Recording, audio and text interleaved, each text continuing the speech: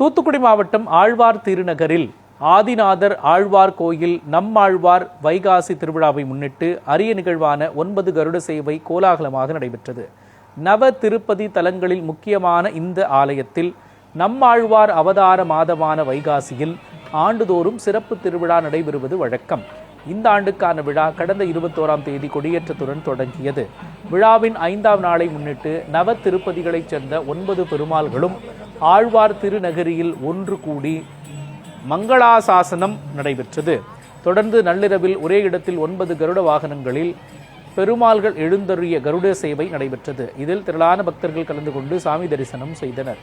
விழாவின் முக்கிய நிகழ்வான தேர் திருவிழா வரும் 29ஆம் தேதி நடைபெற உள்ளது.